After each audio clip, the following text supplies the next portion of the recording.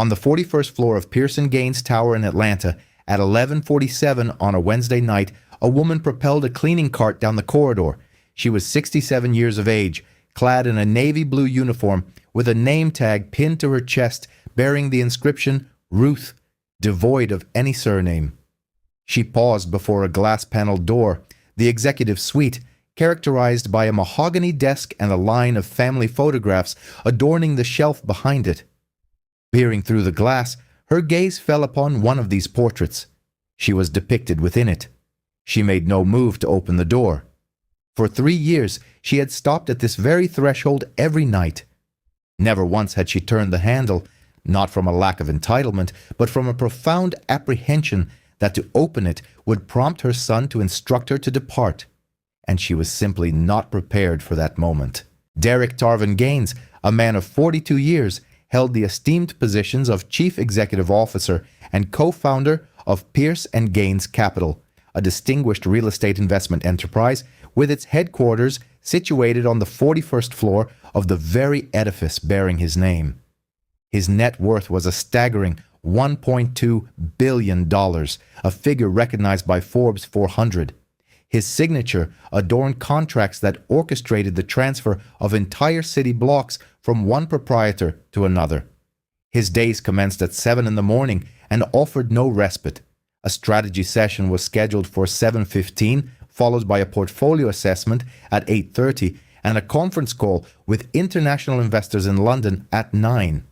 A midday luncheon engagement awaited him downtown at noon, succeeded by a second discussion with a development associate in Dallas at 2. A site inspection in Midtown was slated for 4 o'clock, a dinner with the board at 7, and finally, an assortment of emails dispatched from the confines of his automobile on his journey homeward at 9.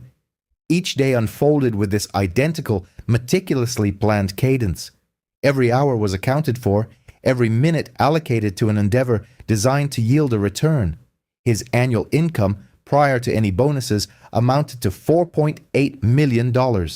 He resided in a palatial penthouse in Buckhead, a residence valued at $3.2 million, offering a panoramic vista of the city's skyline, a scene he observed for approximately 11 minutes each morning while savoring his coffee and perusing his itinerary. His mode of transport was a charcoal Porsche Taycan.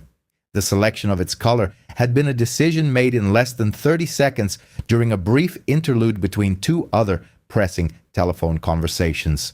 It is imperative to state this with absolute clarity. He was not a malevolent individual. What follows might inadvertently lead one to perceive him otherwise. He contributed to 3 charitable foundations. He established a scholarship initiative at Morehouse College. On one occasion, he dedicated 45 minutes to a conversation with a budding entrepreneur whom he had never met, solely because an associate on his staff remarked that the young man bore a resemblance to Derek at the age of 23. He possessed the capacity for generosity. He was capable of exhibiting kindness. His singular failing was an inability to remain quiescent. On that particular Tuesday evening, he departed his office at precisely 9:14. He traversed the grand foyer, offering a single nod to the security sentinel stationed behind the main desk. This individual, Gerald, had been diligently fulfilling the evening shift for 6 years, and Derek had only ascertained his name due to Gerald's practice of wearing it on a lanyard around his neck. As Derek pushed through the revolving doors, the nocturnal cleaning contingent was entering the building by way of the service entrance on the edifice's eastern facade. This group comprised 14 individuals whose shift commenced at 10 o'clock and concluded at 6 in the morning. 8 hours of labor, 41 floors to attend to, encompassing restrooms, conference chambers, executive offices, kitchenettes, and corridors that spanned the length of a city block. Their hourly wage was $11.50, which represented the average remuneration for a commercial custodian in Atlanta. The majority of them hailed from the African American community, with some of Hispanic origin, and a select few were recent immigrants whose command of the English language was still tentative and carefully articulated. Not a single person who worked within the building during daylight hours was acquainted with the names of any of these nocturnal laborers. They arrived after the illumination had been dimmed and departed before the illumination was reinstated. Their existence unfolded within the temporal interstice between one workday and the subsequent one, akin to the unseen yet indispensable presence of air within a room. Derek did not witness their arrival, not due to any deliberate act of aversion, but rather because their entry point was a portal he had never utilized, and their hours of labor were times when he was never present. It was a facet of their work that had never prompted his inquiry. The building was invariably pristine upon his arrival, a fact that constituted the entirety of his awareness, and indeed the entirety of what he had ever needed to comprehend. He entered his vehicle and consulted his mobile device. 2 calls had been missed. One was from his co-founder Marlon Pierce concerning the impending quarterly board presentation. The other was from an unrecognized number. He returned Marlon's call. The unrecognized number belonged to his mother's landline. She maintained one. She had initiated her call at 6:47 that evening, the customary hour, the hour she had always selected. This practice persisted even when he was a student during his tenure in business school, and even at the age of 26, when he slept on a futon in a rented office space, striving to construct something from absolutely nothing. 6:47. Each instance he failed to reciprocate the call, Derek Gaines had remained estranged from his mother for a duration of 7 months. This estrangement was not born of animosity, nor a dispute, nor a parting of ways accompanied by a slamming door forceful enough to splinter its frame. Nothing of that nature transpired. He had simply become preoccupied, and then increasingly so, to the point where one ceases to register the absence of certain things because the presence of everything else consumes every available sliver of cognitive space. A reminder was set on his phone. Every Sunday, call Mom. He had disregarded this directive 31 consecutive times. Each time he assured himself, next week. 31 subsequent weeks equate to 7 months. Such is the temporal progression required for silence to solidify into a habit, and for a habit to transmute into something an individual entirely overlooks. He harbored no animosity towards his mother. He felt no resentment. He cherished her with the same affection one reserves for an object meticulously placed upon a high, inaccessible shelf within a chamber one no longer frequents. A gentle, distant sentiment, oblivious to the accumulating dust. Ruth Arlene Gaines resided in solitude within a modest dwelling in Decatur, Georgia, a distance of 20 minutes by automobile east of Atlanta. This was the very house where Derek had spent his formative years, a 3-bedroom structure situated on a tranquil street graced by venerable oak trees that predated the tenure of anyone on the block. The mortgage on this property had been fully discharged 9 years prior. The steps leading to the front entrance had undergone repainting twice since Derek had departed for college, each instance executed by Ruth herself. The hallway, extending from the main entryway to the kitchen, was adorned on both sides with framed photographs. There was Derek at 4 years old standing in the front yard, clutching a plastic baseball bat. Derek at 9, clad in a suit 2 sizes too large, at his grandmother's funeral. Derek at 14, captured mid-leap on his high school basketball court, the ball poised to leave his fingertips. Derek at 18, sporting a graduation cap, his smile radiating the optimism of one who believed that everything was on the cusp of commencement. Derek at 24, clasping hands with his inaugural investor. The final photographic representation depicted Derek at 30, having earned his Master of Business Administration. That was 12 years in the past. No photographs followed that point. This absence was not indicative of a lack of significant events, but rather of occurrences unfolding with such swiftness that no one paused to capture a visual record that would include Ruth. His former bedroom, situated at the termination of the hall, remained preserved precisely as it had been on the day of his departure. A single bed, a Michael Jordan poster above the headboard, a stack of academic texts on the desk, and a pair of sneakers in the closet that no longer accommodated anyone's feet. She changed the bed linens once a month.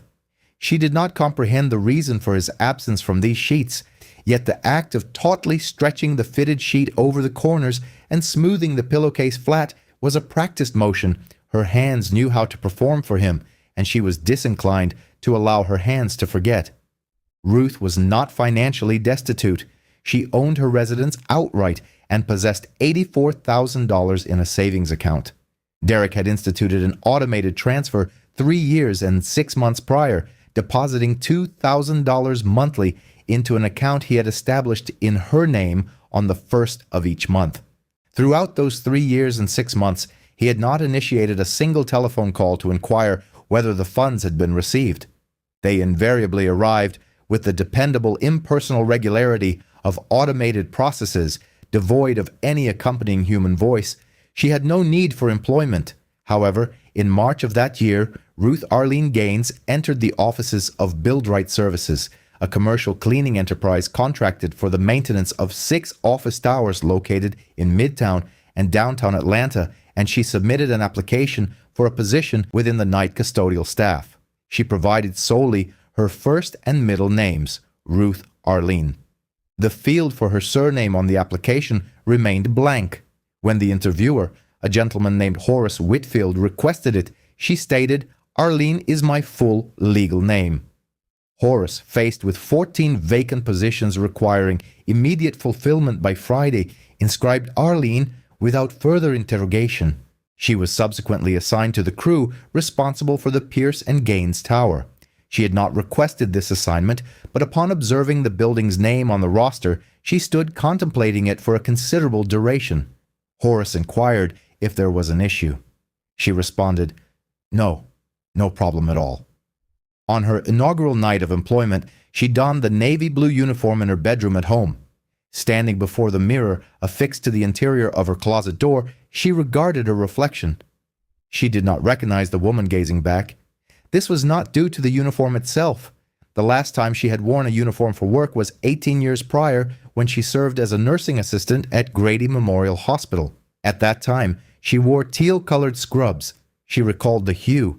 She remembered the texture of the fabric. She recollected the ache in her feet following a 12-hour shift, and the way she would then sit on the edge of her bed with Derek, then 15 years old, bringing her a glass of water without being asked. Now she surveyed herself. Navy blue attire, a name tag identifying her as Ruth, without a surname. She collected her car keys and embarked on a 20-minute drive westward through the darkness. She navigated into the parking structure of a building emblazoned with her son's name, and at precisely 9:58 on a Tuesday evening in March, she registered her arrival for the first time. The elevator doors parted on the 41st floor, and Ruth stepped out, guiding a cleaning cart. The corridor was cloaked in shadow. Then, activated by her movement, the motion sensor lights flickered on, one panel at a time. She was the solitary reason for these lights to illuminate at this late hour, the sole presence within the building capable of imparting life to this floor after midnight. Her work commenced in the expansive conference room. 12 leather chairs were arranged around a lengthy table. A whiteboard on the far wall still bore notations from the afternoon's proceedings. In red marker, the words Q3 Strategy had been inscribed across the top, accompanied by arrows connecting various boxes whose purpose she did not grasp. She polished the table's surface. She emptied the waste receptacle. She straightened the chairs. She did not erase the whiteboard. That fell outside the purview of her responsibilities. Next, the adjacent pantry. 3 coffee mugs sat unwashed in the basin. A partially consumed salad reposed in a plastic container, a fork still embedded within it. A wrapper from a protein bar lay on the counter. She meticulously cleaned all of it. She wiped the counter until it was dry. She replaced the liner in the waste bin. The executive restroom followed. She scrubbed the sink, the mirror, and the floor tiles, her knees pressing against the cold surface. The tiles were crafted from Italian marble, a detail unknown to her.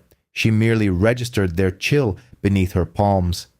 She then reached the corridor's terminus, the glass enclosure of the corner office. No name was affixed to the door.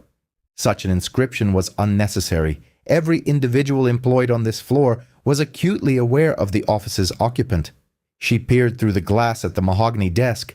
Bookshelves stood behind it. A sequence of photographs adorned the shelf. One depicted Derek extending his hand to the governor of Georgia. Another featured Derek gracing the cover of a business publication. A third showed Derek addressing a gathering from a podium. And in the far corner of the shelf, smaller than the rest, nestled within a simple black frame, was a photograph of a woman cradling a young boy. The boy appeared to be 3 years of age. The woman was smiling. Although this particular photograph was the smallest on the shelf, its presence was undeniable. She opened the door. She emptied the waste receptacle, which contained a protein bar wrapper, a crumpled sticky note, and a business card bearing the name of an individual she did not recognize. She wiped down the desk. She vacuumed the carpet. She cleaned with the same thoroughness she had applied to every task throughout her life, without haste, without complaint. She reached into the waste receptacle once more. Her fingers encountered a piece of paper she had previously overlooked. It was a yellow sticky note, balled into a tight sphere. She carefully smoothed it open. The handwriting was hers, or rather, it was a script she recognized instantly. She had been familiar with this particular penmanship since it was the alphabet, painstakingly traced in pencil within a first-grade workbook. The letters had evolved, now sharper, imbued with a greater confidence, yet the characteristic manner in which the letter T was crossed slightly too high and the way the letter Y descended below the line, terminating with a small, delicate curl at its base. These elements remained unchanged. She folded the note. She placed it into the pocket of her uniform. She did not read its contents. That was not her objective in retrieving it. She completed the cleaning of the office. She extinguished the light. She closed the glass door behind her. She had not come here to succumb to sadness. Her purpose was to draw nearer. 3 years. That is the extent of Ruth's tenure cleaning the 41st floor of her son's building. 1,095 nights, each holding a distinct memory. In February of the inaugural year, she discovered a bottle of prescription painkillers in the uppermost drawer of Derek's desk, prescribed for his back. She held the bottle, read the label, and vividly recalled a basketball game during his junior year of high school. He had landed awkwardly after a layup, collapsing onto the court, clutching his lower back. Ruth had sprinted from the bleachers with such urgency that she lost a shoe. She replaced the bottle precisely where she had found it. She divulged this discovery to no one. In June of the first year, Derek remained at the office exceptionally late. Past 11 o'clock, Ruth overheard his voice emanating from the hallway while she was attending to the conference room, 2 doors down. He was engaged in a telephone conversation. His tone was weary, with a distinct sharpness at its edges, the voice of a man who had spent the entire day endeavoring to maintain control and was now faltering. She remained stationary in the corridor, her cleaning cart beside her. She did not enter. She simply stood there, listening to her son's voice convey profound exhaustion, unable to offer him solace. In November of the first year, her colleague Yolanda Baptiste, a 54-year-old woman born in Kingston, Jamaica, who had been employed cleaning office buildings in Atlanta for 11 years, posed a question to Ruth during their break in the basement lounge. "Ruth," she inquired, "why are you undertaking this work at your age?" Ruth replied, "I need the employment." Yolanda regarded her for a significant pause. "No," she stated, "you do not require the work. You require a rationale to depart your residence each evening." Ruth offered no response. Yolanda did not pursue the matter further. During the second year, Ruth began subtly implementing minor improvements within Derek's office, alterations so discreet that they went entirely unnoticed. She meticulously aligned the spines of the books on his shelves. She replaced his waste bin liner before it reached its capacity. She wiped away coffee rings on his desk with a more deliberate touch than she applied to any other surface within the building. She adjusted the orientation of the photograph on the shelf, the one depicting the woman and the boy, ensuring it faced the desk more directly. These were minuscule gestures, the kind of attentive care that leaves no discernible trace. Derek never registered these alterations. He never questioned their origin. Such was the intended outcome. In the second year, on a Thursday night in October, Ruth's back gave way on the 30th floor. While attempting to maneuver a heavy trash bin across the corridor, a sharp spasm seized her lower spine. She lowered herself to the floor, leaning against the wall, taking deep breaths. She was 68 years old, and her physical constitution was no longer aligned with her requirements. Commercial custodians in the United States experience one of the highest rates of musculoskeletal injury among all service occupations. The average age of a janitor in this country is 46. However, the demographic of cleaning workers over the age of 60 has been steadily increasing for years as pension plans dwindle and Social Security benefits fail to stretch as far as they once did. The work itself remains impartial to age, demanding only one's presence. Ruth did not belong to this cohort. She possessed savings. She owned her home. She had a son who deposited $2,000 into her account every month without initiating contact. Yet as she sat on the floor at 2 in the morning, her back locked in pain and the fluorescent lights buzzing overhead, she was experiencing their reality in its entirety, hour by hour. She gazed upward at the ceiling. She wondered if her son was aware of the sheer number of conference rooms located on the 30th floor. She was certain he was not. In the third year, Derek began arriving at the office earlier, around 6:30 in the morning. On occasion, the interval between his arrival and Ruth's departure diminished to less than an hour.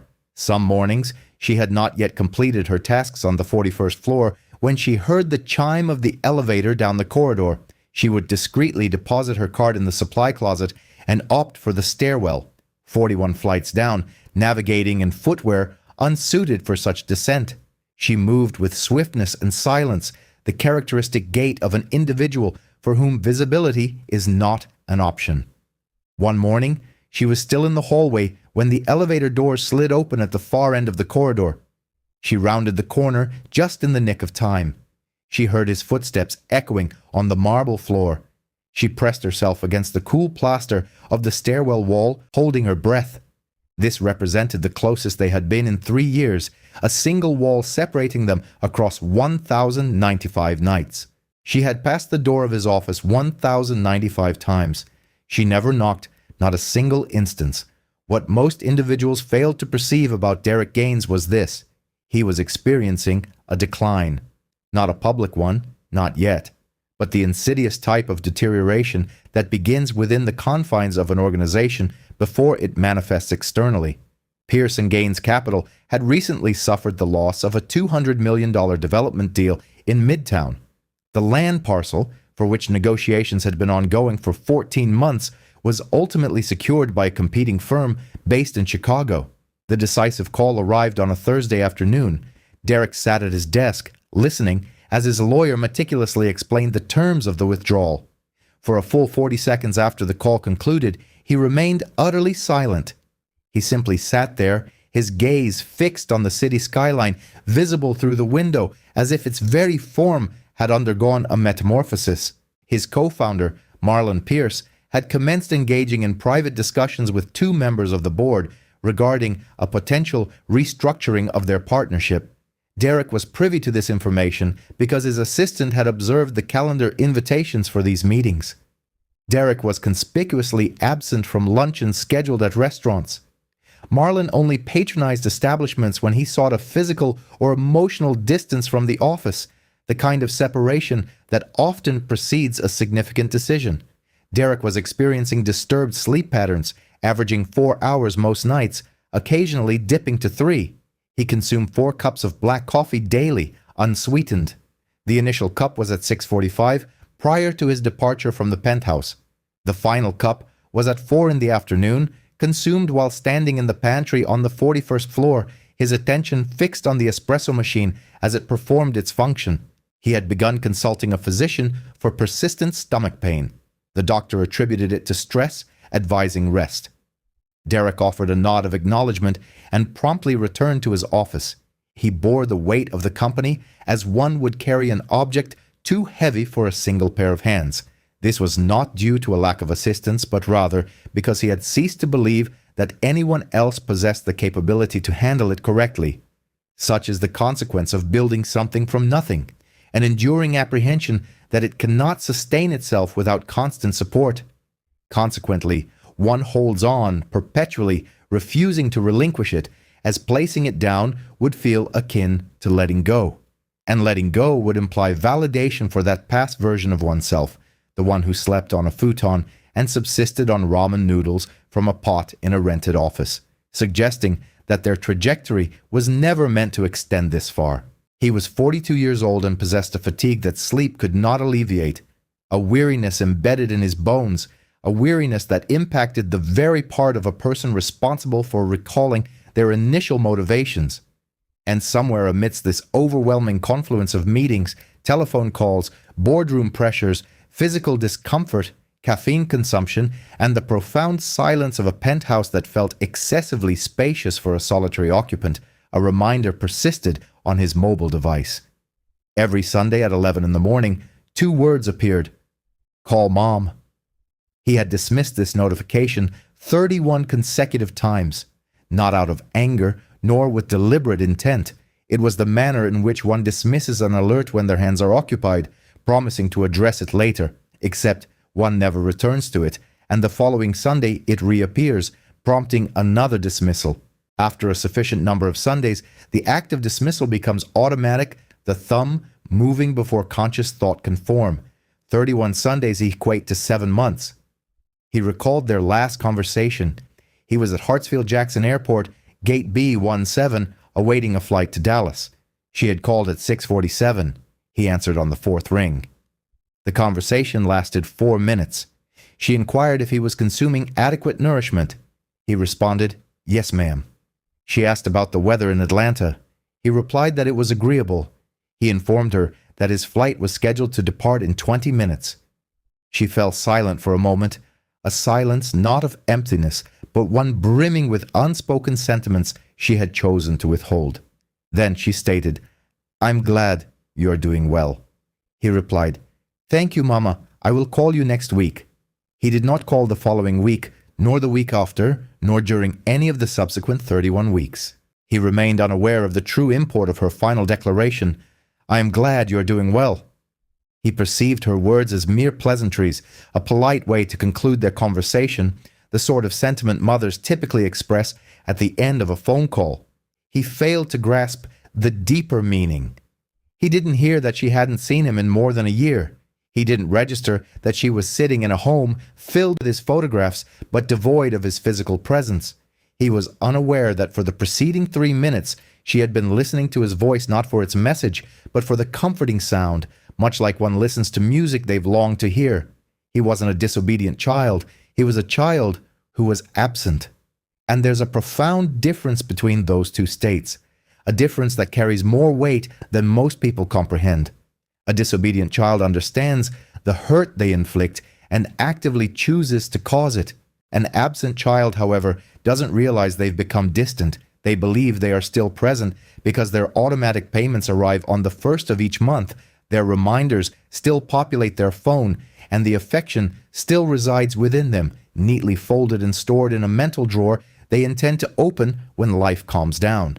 The irony is that life never calms down. It only accelerates, and that drawer remains shut. Every evening, Derek departed the office building at 9 o'clock. Every evening, Ruth arrived at 10. That was the temporal distance separating them. 1 hour, bridged by 41 flights of stairs. Yolanda Baptiste had been dedicating her time to maintaining office buildings in Atlanta for 11 years. She was 54 years old. Born in Kingston, Jamaica, she had relocated to the United States at the age of 31, armed with a nursing certificate that no hospital in Georgia would recognize without additional coursework, which she couldn't afford. Consequently, her career path led her to cleaning, initially a hotel in College Park, then a medical practice in Decatur, and subsequently commercial structures through Buildrite Services. 11 years had passed, marked by countless lobbies, restrooms, conference rooms, and elevator banks. She had cleaned spaces where individuals earned more in an hour than she did in an entire month. She no longer dwelled on that disparity. She had ceased contemplating it around her 4th year. When the arithmetic became too burdensome to carry, she noticed Ruth during their initial week. It wasn't due to anything Ruth said, but rather the deliberate manner in which she handled the mop, as if she were still learning to use a tool. It wasn't the firm grip of someone experienced in the task, but rather the hesitant hold of someone whose hands had been trained for a different purpose. Yolanda observed her for months. She noted Ruth's measured, articulate speech, the vocabulary of someone accustomed to professional environments. She watched Ruth's movements throughout the building. Most of the cleaning crew operated at a rapid pace: in, finish, out. Ruth moved with a distinct rhythm on the 41st floor. She intentionally slowed her pace. She dedicated more time to that floor than to any other. She attended to the corner office at the end of the corridor with a meticulousness that transcended mere thoroughness. It bordered on a profound tenderness. After 14 months, Yolanda decided to inquire. They were in the basement break room, furnished with 2 plastic chairs and a microwave that retained the lingering aroma of the previous night's soup. Yolanda was consuming a sandwich she had prepared that morning. Ruth sat with a cup of tea, not drinking it, but simply cradling it. Yolanda initiated the conversation. "Ruth, may I ask you something?" Ruth met her gaze. Yolanda continued, "Why do you clean the 41st floor with such distinct care?" Ruth responded, "I simply wish to do it correctly." Yolanda set down her sandwich. She explained, "I've been cleaning this building for 6 years. I've observed every janitor who has ever been assigned to the executive level. Not a single one of them cleaned it with the same devotion you do. You clean that floor as if it were your own home." Ruth offered no reply. She gazed downward at the tea warming her hands. Its surface shimmered slightly, though it was unclear whether this was due to her hands or an external factor. Yolanda refrained from pressing the issue.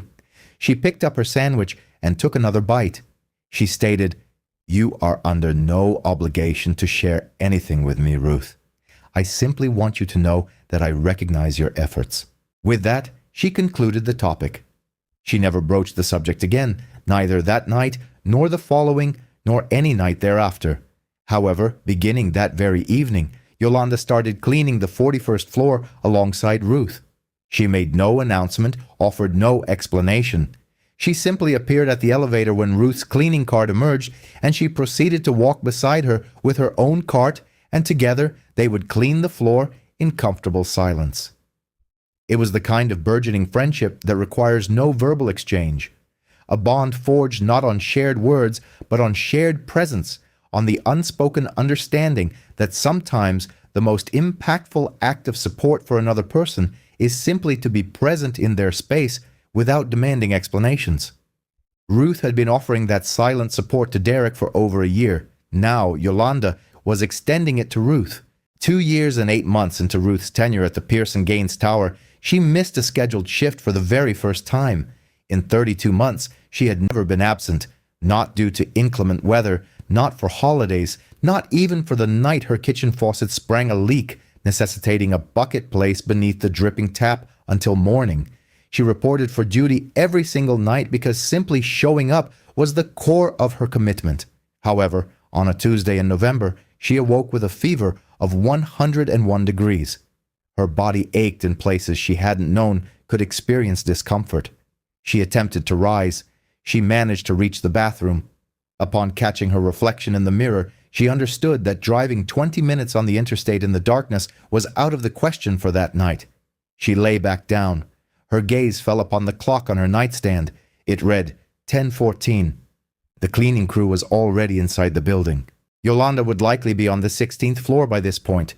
The 41st floor would have been assigned to whoever was available, someone unfamiliar with the precise arrangement of the CEO's bookshelf, someone who would simply empty the trash and move on, someone who wouldn't check the top drawer for a pill bottle or wipe away the coffee ring from the exact spot on the desk where it invariably appeared. She lay there, picturing the trash receptacle in Derek's office, filling throughout the night and remaining overflowing when he arrived in the morning. She pictured the coffee stain. She envisioned the books slightly askew on their shelves. These were minor details. They shouldn't have mattered, yet they held significance for her, the way only intangible elements can matter to someone who has deliberately rendered them invisible. She closed her eyes. The fever softened the edges of the room. She drifted into sleep. The following morning, Derek entered his office at 7:22. He took his seat. He opened his laptop. He looked up. Something felt different. He couldn't quite articulate it. The trash receptacle was fuller than usual. A faint ring was present on the desk surface near the left edge, where his coffee mug typically sat each afternoon. The books on the shelf behind him were arranged unevenly, one spine leaning noticeably to the right. His thought wasn't, "My office wasn't cleaned properly." Instead, he mused, "Something feels off." It was akin to noticing a shift in temperature before registering that a window has been opened. He reached for his phone and contacted building management. He stated, "My office was not cleaned last night. Could you please ensure this doesn't happen again?" The building manager offered an apology, assuring him he would follow up with the cleaning contractor. Derek expressed his gratitude and ended the call. Within 5 minutes, the matter had slipped his mind. He had a conference call scheduled for 7:45. He remained oblivious to the fact that the reason his office had gone uncleaned was that his mother was lying in a bed in Decatur, afflicted with a fever, her thoughts occupied by his overflowing trash can. He was unaware that the woman responsible for cleaning his office each night had not missed a single scheduled shift in nearly 3 years. He didn't know that missing this particular shift had distressed her more than the fever itself. Ruth returned the subsequent evening. Her temperature had decreased to 99.4 degrees. She hadn't fully recovered, but she was present. She cleaned the 41st floor with her customary precision and thoroughness, leaving no indication that she had ever been absent. 3 weeks after Ruth's brief absence, Derek remained in his office past midnight for the first time in 2 years. A significant deal had resurfaced, prompting an investor group in Seoul to request a discussion of terms. The conference call was scheduled for 1 o'clock in the morning, Atlanta time. His assistant had offered to arrange a conference line from the penthouse. Derek declined, opting instead to remain at the office. He desired immediate access to the files, proximity to the whiteboard, and the specific environment where he conducted his most critical thinking. At 11:30, as he was reviewing projections at his desk, he detected a sound in the hallway. It was a noise he had never encountered in that building at that late hour. The gentle squeak of rubber wheels on marble, the subtle clinking of spray bottles within a plastic caddy, the distinct rhythm of someone at work. He looked up from his computer screen. Through the glass partition of his office, he observed a figure down the hallway, a woman propelling a cleaning cart towards the elevator at the far end of the floor. Her back was turned to him. She wore a navy blue uniform. Her hair was short and gray. Her movements were steady, neither rushed nor languid, possessing the unhurried confidence of someone who knew precisely where they were going and had been traversing that path for a considerable duration. He watched her for approximately 4 seconds, perhaps 5 at most. Then the elevator doors opened. She stepped inside. The doors closed, and the hallway was once again vacant. Derek remained motionless. Something had stirred within him, not quite recognition, but something preceding it.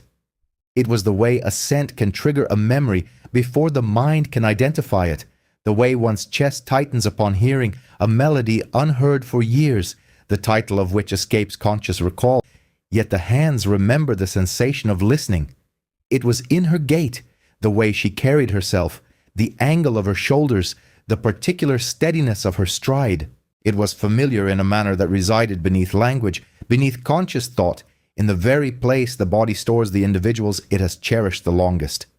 He gave his head a slight shake. He refocused on his screen. The figures remained unchanged. The call was 90 minutes away. He had work to do. The following morning, he summoned his assistant to his office. He inquired, "Who is responsible for cleaning this floor at night?" His assistant replied, "The cleaning company, sir, Build-Right Services. They have held the contract for 5 years. Derek pressed further. "Do you know who specifically cleans this floor?" His assistant responded, "No, sir. I have never been present here at night." Derek nodded. "Never mind," he said, gesturing dismissively. His assistant departed. Derek did not give the matter further thought that day or the next, but the peculiar sensation persisted. It lingered in a recess he couldn't readily access, much like a melody occupying the back of one's mind, eluding conscious retrieval, but prompting the body to hum it nonetheless. The body remembers before the mind does. It invariably does. On a Thursday evening in September, Horace Whitfield summoned Ruth to the break room.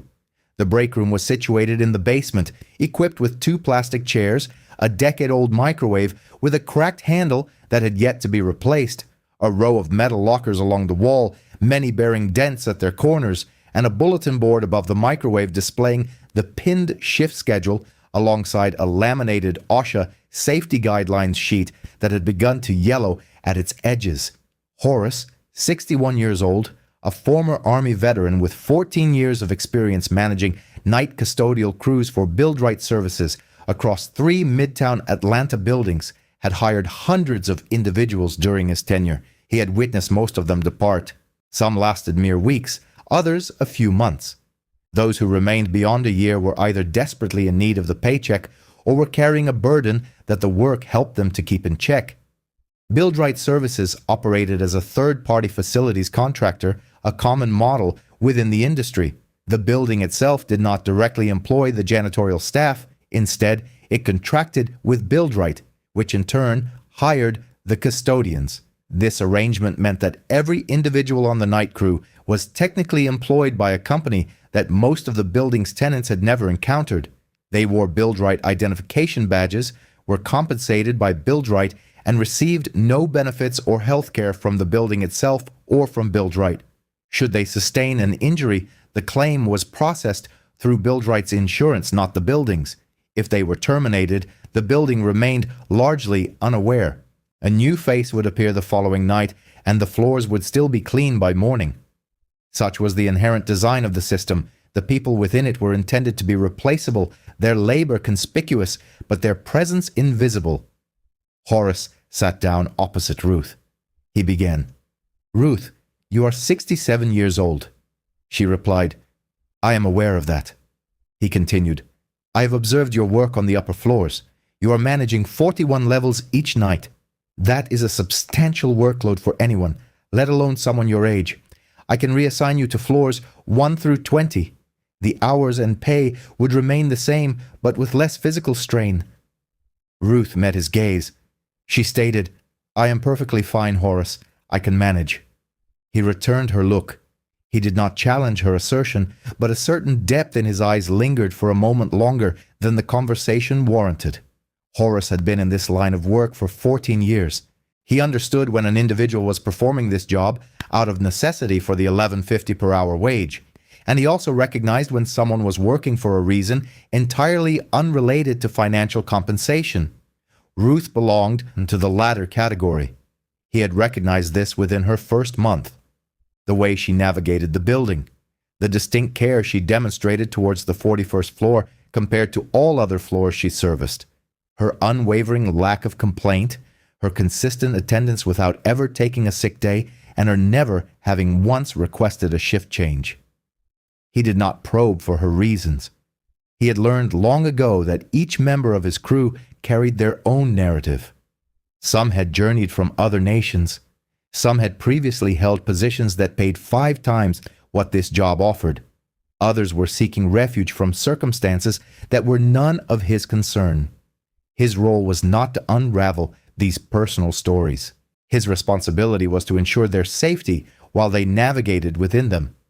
He elaborated, "Ruth, you are exceptional, surpassing anyone I have ever had on the executive floors.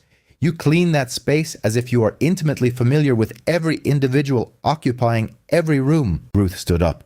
She retrieved her gloves from the table. She said, "Thank you, Horace. I would prefer to retain my current assignment." He gave a single nod. She departed. He remained seated in the plastic chair for another moment, his gaze fixed on the door she had just closed behind her. He did not know her story, but he was certain it existed, much like one knows a room possesses a window. Even before parting the curtains, the light seeps in around the edges. On a Sunday evening in October, Derek Gaines was seated on the sofa in his penthouse apartment in Buckhead. The time was 8:47. The television was on, but his attention was not directed towards it.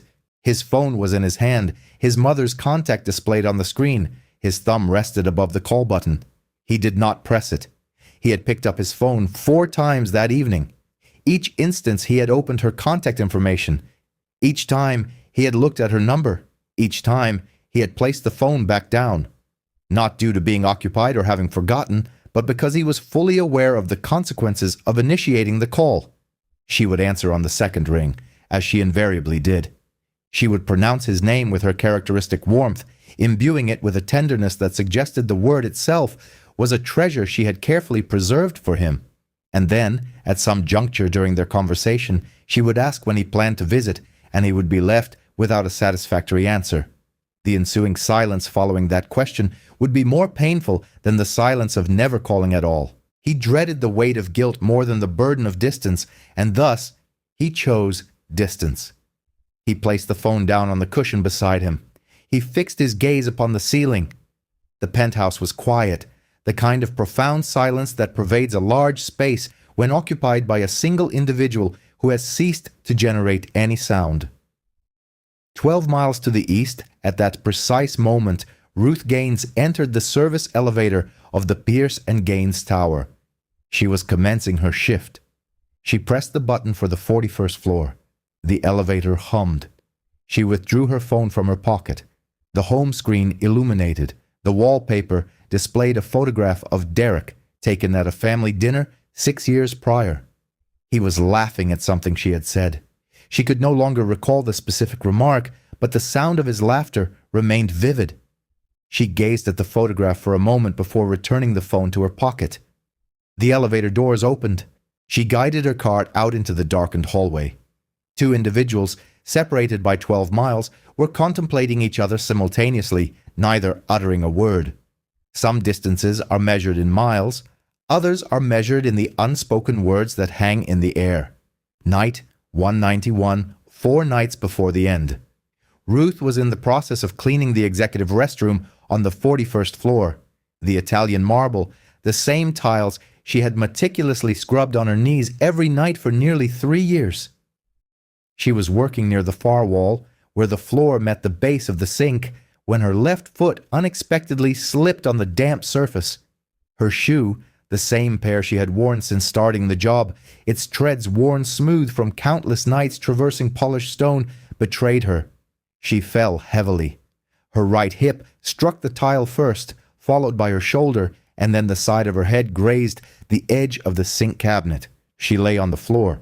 The fluorescent light above buzzed overhead. The ceiling tiles revealed a crack in the second row from the left, a detail she had never previously noticed. She became acutely aware of it now as she was looking up at it from her position on the ground.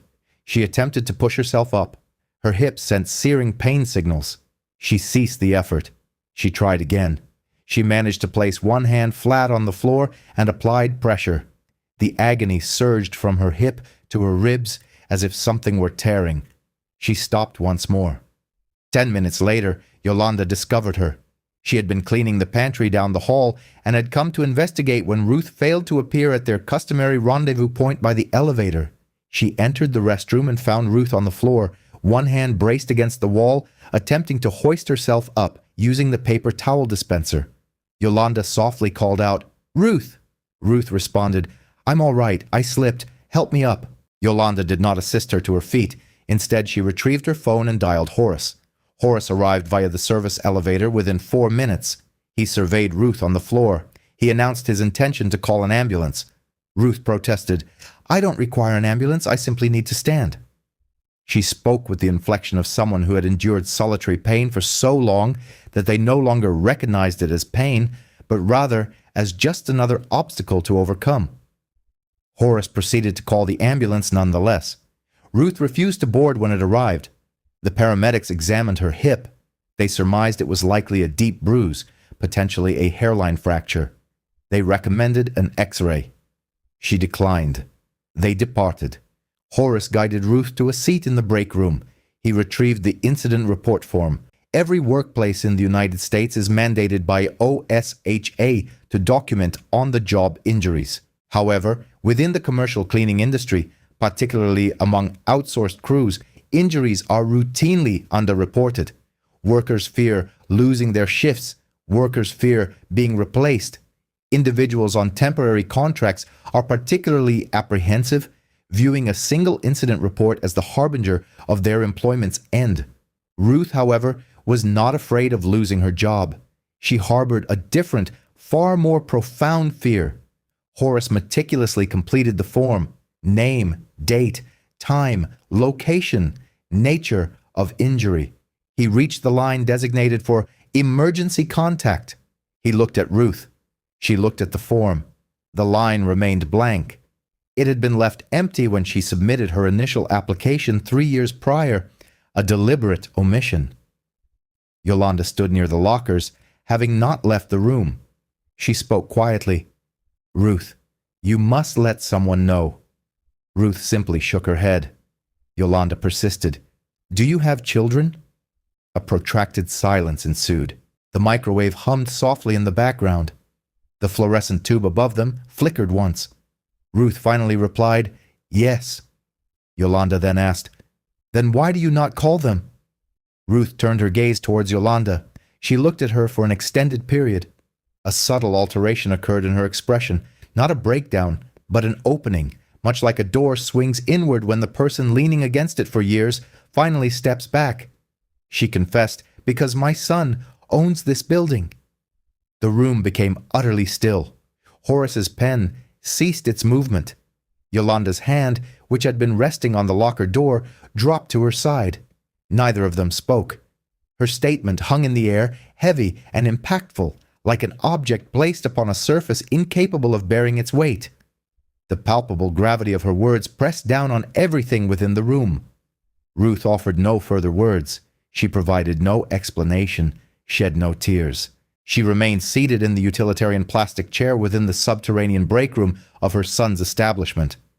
Her attire was the standard navy blue uniform of a custodian. A painful hip bore witness to recent trauma.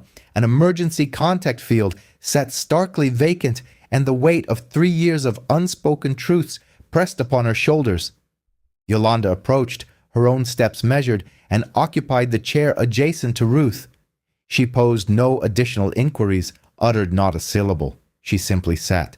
Two women, clad in their cleaning attire, beneath the sterile glare of fluorescent lighting at 2 o'clock in the morning. One had just divulged a deeply held secret, a burden carried through 1,000 silent nights. The other was present, and that presence was sufficient. 2 days elapsed. Yolanda continued with her scheduled duties. She made no mention to Horace of Ruth's confession. She shared the confidence with no one to whom she had pledged silence. Yolanda Baptiste was a woman who upheld her promises with the same meticulous devotion she applied to all aspects of her life, her entire being invested in their integrity. Yet, her gaze frequently settled on Ruth. She observed Ruth's gait. The distinct limp persisted. Ruth attempted to mask it, altering her stride to render the pronounced inclination toward her left side less conspicuous. However, Yolanda had been her colleague for over a year, intimately familiar with the cadence of Ruth's footsteps, much like a musician recognizes the tempo of a piece they have performed countless times. The rhythm was irregular. It had been for 2 nights, and there was no indication of improvement. Yolanda watched as Ruth maneuvered the cleaning cart down the corridor of the 41st floor. She observed Ruth wince as she stooped to deposit refuse into a receptacle. She saw her pause, standing rigidly for a moment before the glass-paned entrance to the corner office, a familiar habit, but now one hand pressed against her hip. On the second evening following the incident, Yolanda reached a decision. She did not contact Derek Gaines. She lacked his telephone number, nor did she have access to the building's directory. Her role was that of a cleaning operative. The individuals whose names adorned the office doors were beyond her direct reach, but the lobby was accessible. At 5:45 in the morning, 15 minutes prior to the conclusion of the night shift, Yolanda made her way to the supply closet on the 41st floor, the designated repository for Ruth's belongings during her work hours. There, on a hook affixed to the interior of the closet door, she found Ruth's Billionaire identification badge. It was the clip-on variety, bearing a photograph and a printed name beneath it, Ruth Arlene, with the designation Night Custodial Staff. Yolanda held the badge, her gaze fixed on the photograph. Ruth was smiling, a gentle, warm expression, the kind one offers when asked to pose for a camera without genuine regard for the image, but preoccupied with entirely different thought. Yolanda pondered what occupied Ruth's mind that day the photograph was taken. The answer was already known to her. She descended via elevator to the lobby, the badge clutched in her hand. She placed it upon the front reception desk, face up, openly displayed, not concealed, not buried beneath a pile of papers, but precisely centered on the polished marble surface, where the morning security officer would be the first to notice it, and where the building manager or an executive assistant would see it when attending to misplaced items. She left no accompanying note. She offered no explanation. She simply deposited a tangible truth upon a counter, allowing it to await the individual destined to discover it. Yolanda clocked out at 6 o'clock. She proceeded to her vehicle in the parking structure. She remained seated behind the steering wheel for a brief interval. She had broken her word. She had done so in the most discreet manner she could conceive. Not through a telephone call, not an accusation, not a confrontation, but merely a badge on a desk, a photograph gazing upward at whomever chose to look down. At 6:15 in the morning, the badge rested on the reception counter. The lobby was deserted.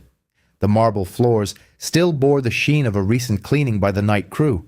The overhead illumination was gradually dimming to its daytime intensity, and in the image on the badge, Ruth Arlene offered a smile, the very smile her son had not witnessed in 3 years.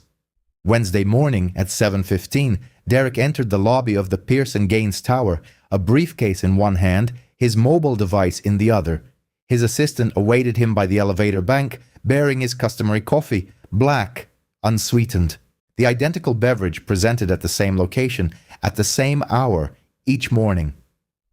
"Good morning, sir," his assistant greeted him. "Security located a lost employee badge at the front desk this morning. Cleaning crew, would you like me to send it back to Bildrite?" Derek, his attention still absorbed by his phone, responded, "Sure." He did not elevate his gaze. His assistant extended the badge. Derek glanced at it dismissively, as one does with something already deemed inconsequential. Then he faltered. His eyes focused on the badge, the distinctive blue and white Bildrite insignia at the apex, then downward to the photograph, small, akin to a postage stamp, a woman's face. She was smiling, a subtle smile, the kind that doesn't acknowledge the camera, but rather evokes a memory of the person behind it. He recognized the eyes. He had met those eyes every morning for 18 years, at breakfast, during the commute to school, from his bedroom doorway when she bid him good night, from the spectator stands at basketball games, from the kitchen table where she would listen intently to his day's events, as if no other sound in existence held any significance. He read the name printed below the photograph, Ruth Arlene. No surname indicating a connection to the Gaines family, but the name was secondary. The eyes were paramount. The eyes were everything. Below the name, the position was listed, night custodial staff. Beneath that, the commencement date, March the 14th, 2022, 3 years prior. Derek remained immobile. The activity of the lobby continued around him. Employees traversed the turnstiles. Elevator doors opened and closed. Someone behind him murmured, "Good morning, Mr. Gaines." He did not register the utterance. He was rereading the words night custodial staff for the third time, attempting to reconcile them with the image in the photograph. His mother, a cleaning uniform, his building, 3 years. He spoke to his assistant, his voice altered. Not louder, not softer, but shifted, as if a speaker had just received information that fundamentally reshaped their understanding of reality. "When does the night cleaning crew work?" he inquired. His assistant replied, 10 p.m. to 6 a.m., sir. Derek asked. "Every night?" "Every night," the assistant confirmed. 1,095 nights. His mother had been within this building for 1,095 nights. She had utilized the service elevator to the 41st floor. She had guided a cleaning cart along the identical hallway he navigated each morning. She had opened the glass portal to his office, emptied his waste, tidied his desk, arranged his books, and vacuumed his floor. She had stood before his photographs, gazing upon his likeness with the same unwavering attention she had always afforded him, the unwavering attention of a mother who had never ceased to watch over her child, even as he no longer reciprocated her gaze. He had walked past her, perhaps without even realizing it. In 3 years, not a single person had conveyed her name to him. Not once had he inquired. He turned towards the elevators, then stopped abruptly. His legs failed him. He stepped sideways, his back finding purchase against the wall, and slid downward slowly, akin to a structure settling as its foundation shifts. His knees drew up, his head bowed forward. The badge remained clutched in his right hand, pressed against his chest, held as one might clutch something that has irrevocably shattered them. He sat on the marble floor, the very floor his mother had meticulously cleaned, the floor she had knelt upon to scrub while he slept in a penthouse 12 miles away. All that he had constructed in the past 15 years, every transaction, every financial figure, every name emblazoned on every edifice, felt precisely the same as it had 5 minutes prior, yet entirely transformed. Like a room that feels different after learning a beloved individual had been present all along, and you simply never turned to acknowledge them. His assistant stood beside him. "Mr. Gaines, are you all right?" Derek looked up, his eyes devoid of tears. Not because he maintained composure, but because the profound internal upheaval had not yet reached his eyes. It still resided within his chest, migrating through him, gradually solidifying into its ultimate form. He uttered 2 words: "Find her." 20 minutes later, Derek was in his office. The door closed. He contacted Billionaire Services and requested to speak with the operations manager. A woman named Patricia responded. He informed her of his need for information regarding an employee, Ruth Arlene, night custodial staff, assigned to Pierce and Gaines Tower. Patricia confirmed the details. Ruth Arlene, 67 years of age, employed since March 2022. Night shift, responsible for floors 35 through 41. Her attendance record was impeccable, not a single absence in 3 years. No complaints had been filed, and no disciplinary actions were recorded. Her performance rating was exceptional, among the finest employees they had ever assigned to any executive floor in any building within their extensive portfolio. Derek then requested her home address. Patricia stated that she was unable to release personal employee information due to company policy. Derek responded, "That woman is my mother." Silence ensued on the other end. A prolonged silence, the kind that occurs when an individual is struggling to process a statement that defies any pre-existing category of response. Patricia finally replied, "Sir." She listed no emergency contact on her file. That sentence struck with a force greater than anything that had preceded it, more impactful than the badge, more devastating than the commencement date. His mother had been employed in his building for 3 years, and she had left the emergency contact field blank. Had she entered his name, someone would have contacted him, and the secret would have been revealed. But she was not ready for it to end. She had opted to work without a safety net rather than risk being discovered. He ended the call. He stood, retrieved his car keys from his desk, exited the office, passed his assistant, entered the elevator, proceeded through the lobby, and entered the parking garage. He entered his vehicle and drove east on Interstate 20, away from Midtown, past the new construction projects, the cranes, and the gleaming glass towers, venturing into older neighborhoods as the highway extended. Smaller buildings, narrower streets, hand-painted signs on corner stores, porches occupied by residents enjoying the afternoon. The part of Atlanta that remained unaltered, the part that retained the semblance of his childhood. He turned onto the designated street. The oak trees were still present, the same ones he remembered from when he was 10, now taller. Their branches intertwined overhead, forming a verdant canopy that filtered the late afternoon light into a softer hue. He had ridden his bicycle beneath these trees. He had walked to school beneath them. He had not driven beneath them in 14 months. He stopped before the house, the wooden gate his father had constructed and Derek had repainted at 15 years of age. The front steps, which his mother had personally repainted twice since his departure for college. The porch light illuminated, despite it being 4:30 in the afternoon and still an hour of daylight remaining. She always left it on. She always had. The light emanating from within the house was warm. She was home. He remained in the car, not exiting. Not due to uncertainty, but because he was searching for the appropriate words. And after 7 months of silence, there are no truly appropriate words. There is only the act of appearing, and that appearance itself is the word, the only one that carries significance. He sat there for 11 minutes. Then he opened the door and ascended the front steps. He stood before the portal, the identical door through which he had passed countless times. He knocked. Footsteps within, slow, deliberate, the measured pace of someone whose body now requires more time between movements. The lock turned, and the door opened. Ruth stood in the threshold, 67 years old, clad in house slippers, a cotton blouse, an apron tied at her waist. Her eyes, the same eyes from the badge, the same eyes from every morning of his childhood. Yet now, fine lines encircled them, lines that had been absent the last time he had looked closely enough to notice. She regarded her son. He regarded his mother. Neither spoke. Her right hand rested on the edge of the door, her knuckles slightly swollen.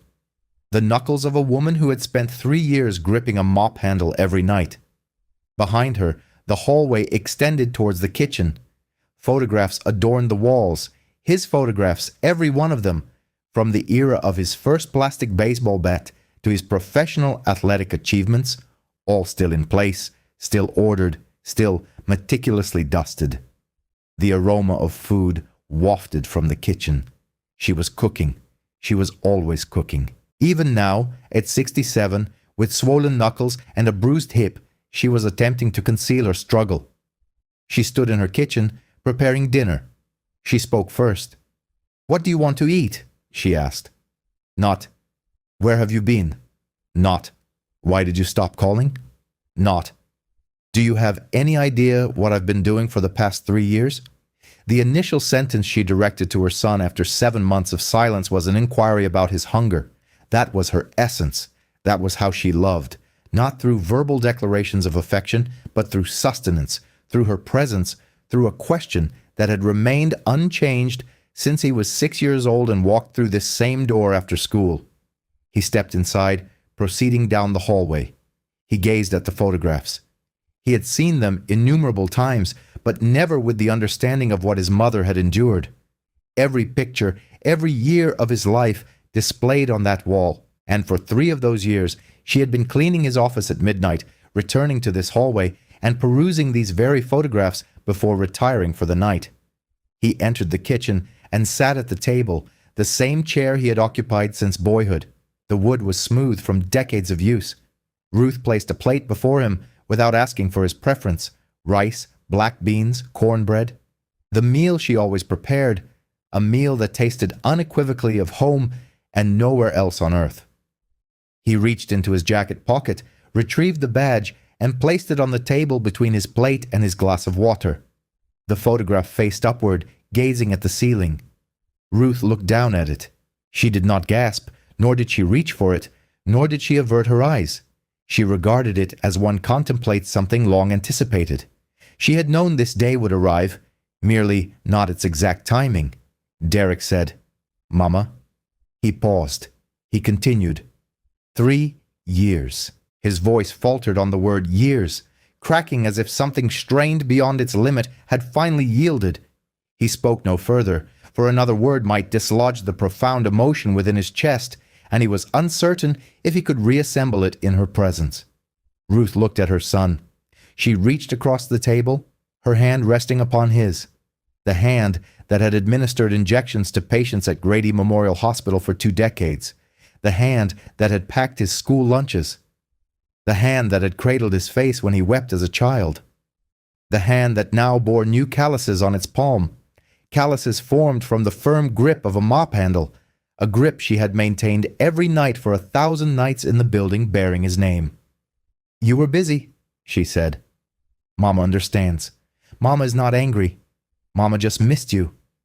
And Mama did not know how to miss you without being close. He attempted to suppress it. He had spent his entire adult life holding things together: deals, pressures, expectations, the weight of a company, the distance from anything not related to the company, a skill he had honed effectively. But this he could not contain. He wept, not in the manner he had nearly done in the lobby. This was different. This was the kitchen table in his mother's home. This was the chair he had occupied since he was 5. This was the plate of rice and beans she had placed before him without his request.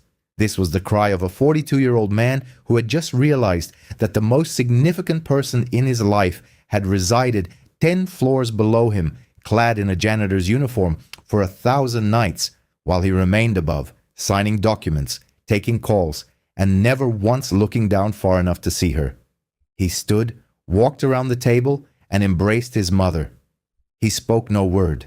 She seemed smaller than he remembered, or perhaps he had grown accustomed to spaces of grander proportions. She placed her hand on his back, patting it gently.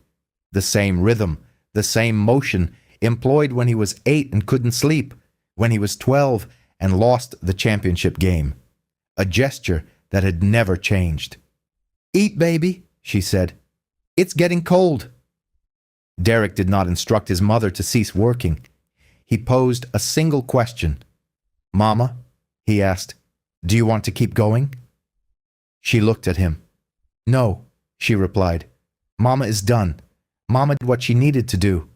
He understood. She had not required the job, nor the $11.50 per hour, nor the navy blue uniform, nor the metal locker in the basement. She had needed to be near him, and now that he was near her, she no longer needed the mop handle for support. 2 weeks later, Derek appointed Yolanda Baptiste as the night operations supervisor at Pierce and Gaines Tower. This position entailed a 40% salary increase, comprehensive health benefits, and a pension plan. Yolanda accepted the promotion. She did not inform Derek that she was the individual who had placed the badge on the lobby counter. She never disclosed it to anyone. Certain actions require no acknowledgement. Their mere occurrence is sufficient. Derek established the Arlene Fund, named in honor of his mother's middle name. The fund, with an initial endowment of $2 million in its first year, was dedicated exclusively to providing healthcare coverage for commercial cleaning workers throughout the state of Georgia, commencing with every employee of Build-Right Services across all buildings within their portfolio. The fund encompassed medical appointments, dental care, prescription medications, and the type of care that most individuals cleaning the offices of Atlanta's most affluent corporations had never had access to. There are in excess of 2.3 million janitorial staff employed across the United States. The majority earn less than $15 per hour. Most are uninsured. The majority clean buildings where the occupants earn in a single morning what they earn in an entire month, and you likely pass them every day without knowing their name, their face, or the narrative they carry with them, from the parking garage to the supply closet, from the 35th floor and back again. Ruth was not among them. She possessed a home, personal savings, and a son capable of purchasing the building she cleaned. Nevertheless, she had experienced their reality for 3 years. She had felt their hardships, worked their hours, pushed their carts, scrubbed their floors, utilized the service elevator, dined in the basement break room, and worn the badge without a surname. And from that perspective, she had grasped a truth that most individuals never perceive. When one kneels to clean a floor, the world is observed from a vantage point inaccessible to those standing above, not due to inability, but because they fail to consider looking so far down. Ruth relocated to a penthouse apartment in Buckhead. Her room was situated adjacent to Derek's. She brought with her the chipped blue mug from the kitchen, the apron she had worn for 15 years, and the framed photograph from the hallway of Derek at the age of 4, holding a plastic baseball bat. She placed it on the shelf in her new room, directly beside the window. Every evening before retiring, she prepared dinner. She placed it on the kitchen counter, covered it with a cloth. Regardless of Derek's arrival time, the meal was there. Warm if he was early, at room temperature if he was late, but consistently present. Always covered, always awaiting, just as it had always been, and just as it always would be. We often overlook the steadfast companions who remain when the world grows indifferent, yet those who fade into the background possess an unwavering remembrance of you, a memory that endures through every passing night. Ruth, for instance, tirelessly cleaned 41 floors, driven by the profound ache of missing her son. Meanwhile, Derek erected a structure bearing his own name, oblivious to his mother's presence within its confines.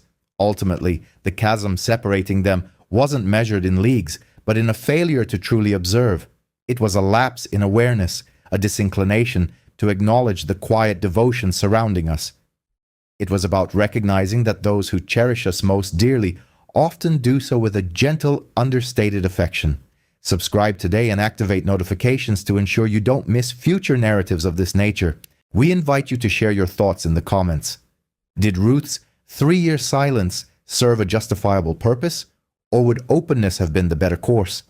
And when did you last connect with the individual who nurtured you?